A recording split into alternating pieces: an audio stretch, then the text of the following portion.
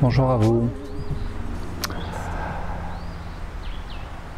Plus nous nourrissons de la conscience, plus nous nous nourrissons en conscience de toutes les sources de nourriture envisageables que vous connaissez maintenant très bien, moins il y a besoin de dormir.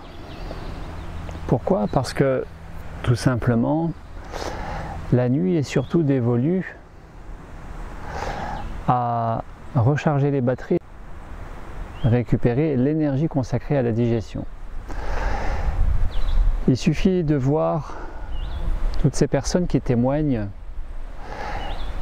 pour être passées de 3 à 2 repas ou de nourriture conventionnelle, industrielle, à de la nourriture végétale, essentiellement fruits et légumes, pour qu'elles témoignent d'avoir retrouvé une autre vitalité, avoir constaté un regain d'énergie, mais aussi de constater, de témoigner, d'affirmer, comme c'est certainement le cas aussi pour vous, en tout cas je vous le souhaite, de ne plus avoir besoin de dormir autant, et qu'en plus le sommeil est de meilleure qualité.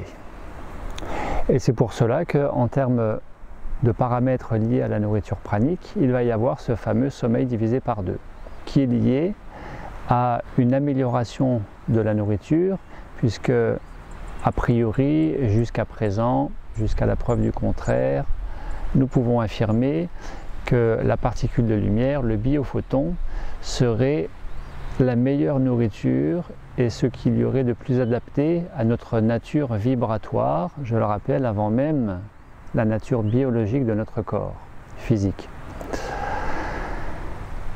Et donc, va se poser la question, tôt ou tard, relativement tôt, on voit ça dans les stages en nourriture conscience que je réalise tous les mois, encore actuellement ici même au Québec, je constate, j'entends les uns et les autres stagiaires affirmer « Oui, mais je dors moins, je dors plus comme avant, j'ai un sommeil perturbé, c'est normal, c'est la détoxination, c'est le déconditionnement, ça monte, ça descend, ça va moins bien, les symptômes, les signes s'atténuent, augmentent pour se résorber au fur et à mesure que la détoxination se termine. » Et qui peut être propre à chacun dans le sens où une détoxination ce n'est pas 7 jours, ce n'est pas 14 jours, c'est le temps nécessaire à l'organisme à s'affranchir de ce dont il avait stocké et ce qui l'encombrait jusque-là et qui donc l'alourdissait mais aussi justifiait tout ce sommeil.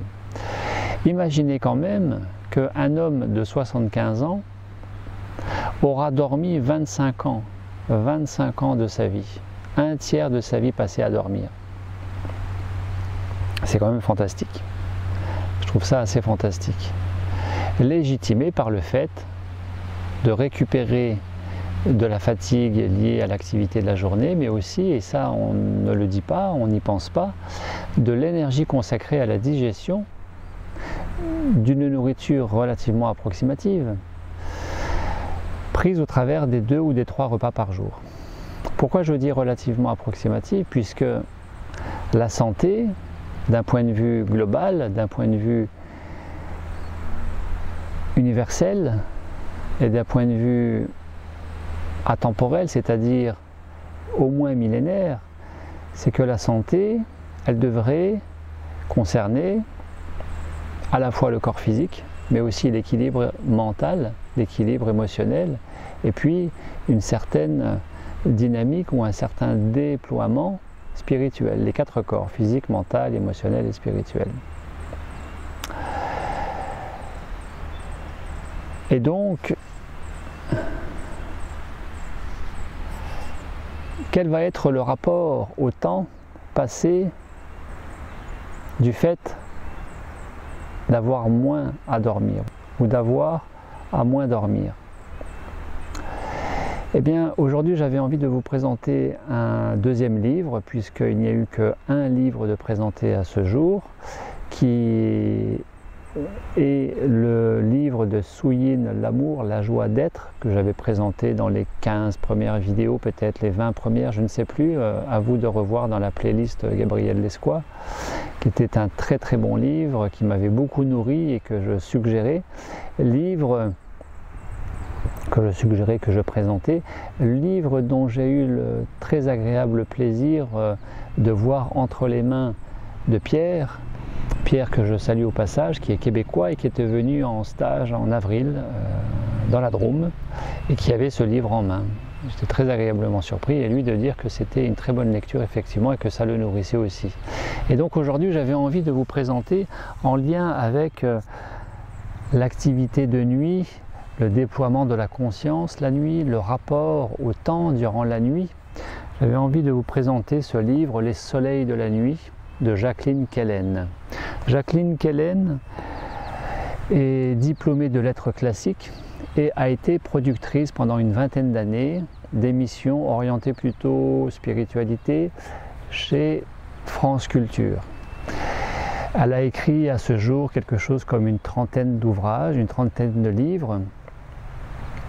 Et avant de vous parler de ce livre en particulier, Les Soleils de la nuit et La nuit comme le jour illumine, je vais vous raconter en deux mots comment est-ce que je l'ai connu, cet auteur.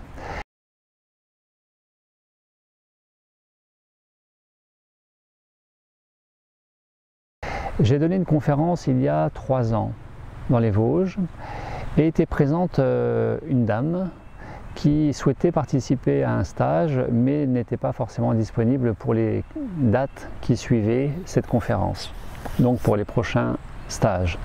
Et puis je pars en accompagnement d'un groupe sur un stage consécutif à cette conférence, certainement le mois d'après, et s'établit une correspondance mail avec cette personne. Et je lui dis, mais puisque vous habitez pas loin, venez donc, si vous le souhaitez, si vous êtes disponible, venez donc un soir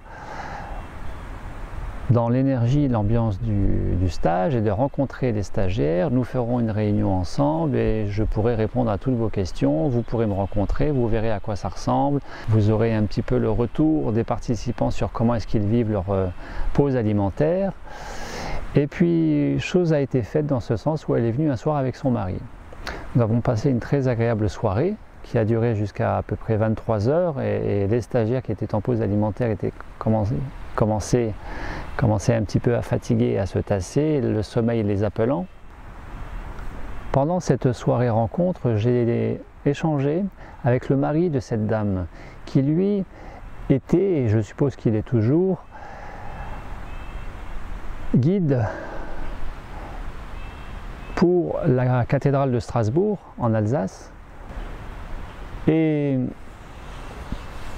guide particulier puisqu'il accompagne surtout au travers de la symbolique des cathédrales et il est surtout basé à Strasbourg. Et il m'a suggéré de lire Jacqueline Kellen, que je ne connaissais absolument pas et que ce serait quelque chose qui pourrait certainement me parler et me nourrir. Et donc j'ai entre autres lu La fin de l'âme de Jacqueline Kellen, qui est un essai sur l'anorexie et sur une approche plutôt spirituelle de l'anorexie, en sachant que ça ne tient pas, quelle que soit la motivation, l'appel ou l'impulsion spirituelle qui pousserait une personne à être dans l'anorexie, puisqu'il y a en général un terrain psychopathologique. Et donc ce livre était très intéressant pour autant. J'ai lu d'autres ouvrages de Jacqueline Kellen. En tout cas, Les Soleils de la nuit a été ma première lecture. J'ai beaucoup apprécié, j'ai beaucoup aimé. Jacqueline Kellen, diplômée de lettres classiques, parle d'histoire des religions. Elle est très orientée mythologie. Elle va beaucoup parler de christianisme, de l'islam et en particulier de la branche mystique de l'islam, branche spirituelle peut-être de l'islam qui est le soufisme, les soufis. Et tout ça pour amener vraiment une dimension spirituelle. On pourrait dire une dimension syncrétiste spirituelle. Et donc je vais vous lire un passage de Jacqueline Kellen. Le temps de l'aventure humaine est linéaire Il se déroule sur un plan horizontal. Au mieux parle-t-on, pour évoquer son progrès, d'évolution. La nuit immuable appelle à la profondeur et à la verticalité. Elle invite à l'élévation de l'âme. Le temps permet aux mortels d'habiter la prison mondaine, de trouver des repères et de donner des rendez-vous sur terre. Mais la nuit signe la perte du temps. Ils ont raison à un point qu'ils n'imaginent pas, les gens efficaces affirmant que dormir est une perte de temps. Dans l'espace nocturne, tout se dilue, nos calculs, nos affairements, nos petites misères. Tout se dissout pour nous rendre saveur de l'immensité première. Si donc le jour tient les comptes de l'existence, la nuit déploie l'être, l'un a partie liée avec le temporel, l'autre n'a souci que d'éternité. Voilà, et donc, d'ores et déjà, vous aurez remarqué la dimension, l'approche de la croix, avec l'horizontalité du temps qui passe, liée à l'activité humaine, essentiellement dévolue à la journée, qui est le royaume du mental, et de cette verticalité de l'être qui échappe à la perception du temps, puisque ça se passe dans le ici et maintenant, le passé et le futur ramenés au présent. Le présent n'est pas un temps. Le présent est la perception d'un ici et maintenant. Et par extension, je l'ai déjà dit, Krishnamurti dit que cet instant présent étiré à l'infini, en termes d'éternel présent, s'appelle l'éternité, s'appelle le paradis pour Krishnamurti. Eh bien, c'est tout simplement ce que nous reconnectons quand nous nourrissons du présent, quand nous nous nourrissons de l'instant présent, quand nous nous nourrissons de l'énergie universelle de vie, de la substance pranique, que nous déployons notre conscience, nous nous rendons compte que le paradis, c'est véritablement ici sur Terre. La Terre est un véritable paradis à partir du moment où nous ne sommes plus pris dans les rouages dualistes du mental égotique et que la conscience déployée, désembouteillée de la bouteille du mental, libre de cette dualité et unificatrice, pacificatrice, nous connecte au grand tout, au grand soi extatique. Pas plus tard que ce matin, puisque je propose une méditation lors des stages à 4h30 du matin, en vue justement de se nourrir de la densité, la dimension, l'épaisseur pranique qui est caractéristique au lever du soleil, mais aussi au coucher du soleil. Eh bien, ce matin à 4h30, le groupe, dans la plupart des participants, c'est-à-dire de la quinzaine de participants, ici même au Québec, ont expérimenté du fait de cet alignement, de cet apaisement mental, émotionnel, et de cet alignement à l'ici et maintenant dans sa dynamique verticale, ce qui est certes un symbole, mais ce qui exprime vraiment la reliance tertielle, ont expérimenté, ressenti, vécu d'être passés de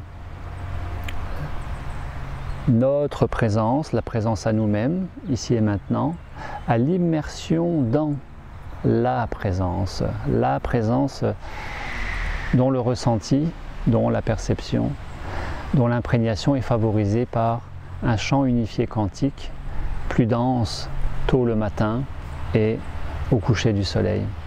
Donc le rapport au temps, quand vous dormez moins, ce n'est plus un souci à partir du moment où vous êtes calé à l'ici et maintenant et que vous vivez l'instant présent.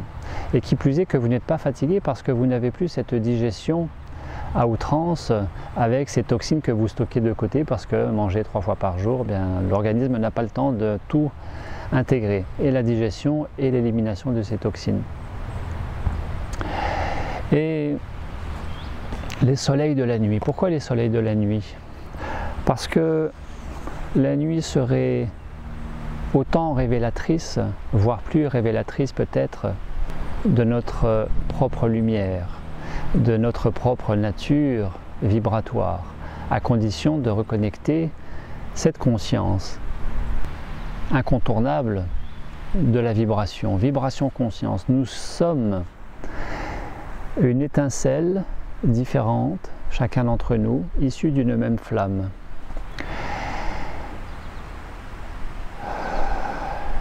Étincelle de lumière, nous sommes lumière. Et il y a ce jeu de mots entre soleil-lumière et nuit-ombre, ombre-lumière, yin et yang. Et donc c'est ça aussi que j'apprécie beaucoup dans cette approche propre à Jacqueline Kellen. C'est certes de décrire l'ambiance de la nuit qui est révélatrice de notre propre nature vibratoire, de notre propre nature spirituelle, mais aussi que s'immerger dans la nuit, c'est aussi se confronter à la nuit de l'âme qui est embuée par ces mécanismes erronés, mécanismes de comportement erronés, schémas de croyances erronés, émotions non digérées, vécus non intégrés, deuil bloqué, maladie chronique, comportement, attitude compensatrice liée à des dépendances, attitude compensatrice bien plus que de pleine et saine gestion dont certaines personnes ont recours par le biais de médicaments, de jeux compulsifs, d'achats compulsifs, du tabagisme, de l'alcoolisme, de la gloutonnerie.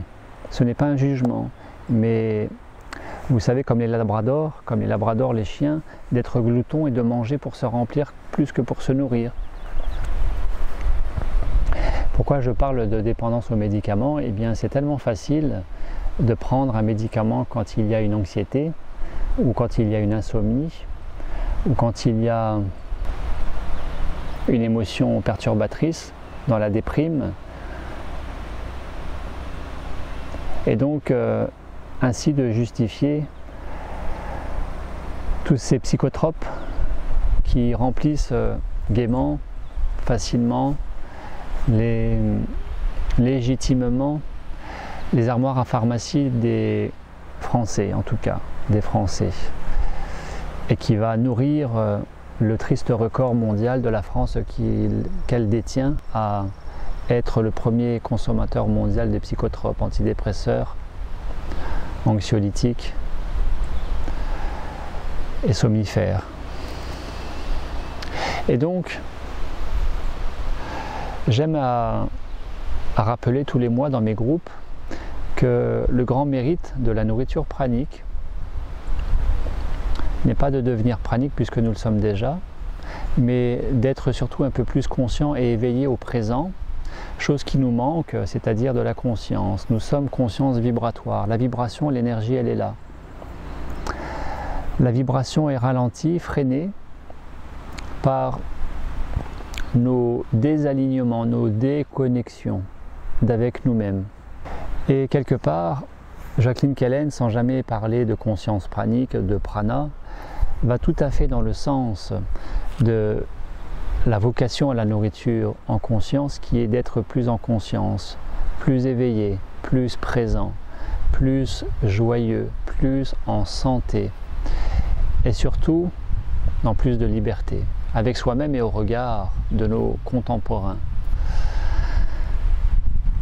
Ainsi, dans un autre passage, Jacqueline Kellen affirme que la nuit ouvre la cage de l'oiseau, mais celui-ci peut hésiter, s'effrayer, non face à l'obscurité, face à l'immensité.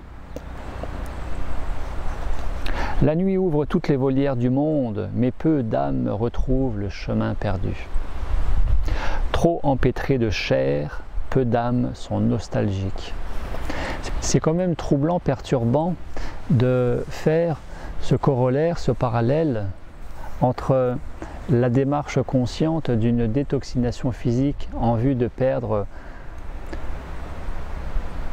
de la densité physique, mais aussi de procéder à un déconditionnement mental émotionnel en vue de perdre de la densité psychologique, car trop dense nous sommes, trop alourdis nous sommes, et insuffisamment légers sommes-nous aussi pour pouvoir prendre un véritable envol. Souvenez-vous, récente vidéo, quelle serait votre mission de vie sinon que d'être heureux? Eh bien, être heureux à la bonne heure, ici et maintenant. Notre nourriture, intégrant toutes les nourritures possibles, fait partie aussi d'un programme de vie, est aussi notre meilleur allié ou notre pire ennemi, parce que la nourriture est aussi notre miroir. Dis-moi qui tu fréquentes, je te dirai qui tu es, mais dis-moi aussi ce que tu manges, je te dirai qui tu es. Simplement regarder ce dont est fait notre nourriture quotidienne au niveau physique, mental, émotionnel, spirituel. Et bien sûr, nous comprenons d'autant plus facilement alors pourquoi notre présent peut être source d'insatisfaction. Et puis cette fameuse cage ouverte toute la nuit qui nous est offerte au déploiement de la conscience et qui nous permet, au travers des rêves, des chimères, des songes, d'être enseignés par la nuit. Nous avons des enseignants la journée, nous avons des professeurs, mais nous avons aussi des enseignants la nuit qui viennent à nous et qui nous révèlent une partie de nous dans une confrontation ou dans un confortement, dans une confirmation de ce que nous pouvons être. Ces enseignants que nous appelons les guides, eh bien la conscience s'éveillant, la journée ne peut être qu'éveillée, d'autant éveiller la nuit, et nous faire contacter plus aisément ces guides. Il y a, c'est vrai, ces personnes qui quelque part considèrent qu'elles sont insuffisamment quelqu'un, quelqu'une pour se complaire à être même à leur insu, n'être personne, pour maintenir un niveau de fréquence vibratoire quelque peu insatisfaisant, un discours davantage basé sur la plainte et la complainte que la pleine liberté du cœur et de l'âme réjouie de vivre l'instant présent, et quelque part d'entretenir un schéma de victime, ou un schéma de bourreau, ou un schéma de sauveur, pour se donner l'impression d'exister, insuffisamment aimante pour elle-même, et donc d'exister au travers de l'autre, l'autre devenant une béquille, ou simplement un otage. Prendre l'autre en otage et y voir une confirmation de notre petite nature de pseudo-homme ou pseudo-femme libre et éveillé. C'est le lot de quasi tout le monde sur cette planète, de quasi tout le monde, que d'être dans une pseudo-communication avec son congénère, avec son semblable, tout simplement parce que d'être en pseudo-relation avec soi-même, parce que soi-même de s'aimer insuffisamment, soi-même. Si je m'aime, je m'accepte, si je m'accepte, je m'aime, et je m'affranchis de mes dépendances, je m'affranchis des systèmes compensatoires que je mets en place en prenant à partie l'autre, en le chosifiant, en le manipulant parce que je me manipule moi-même. Et je quitte cette prison mondaine dans ce bas monde.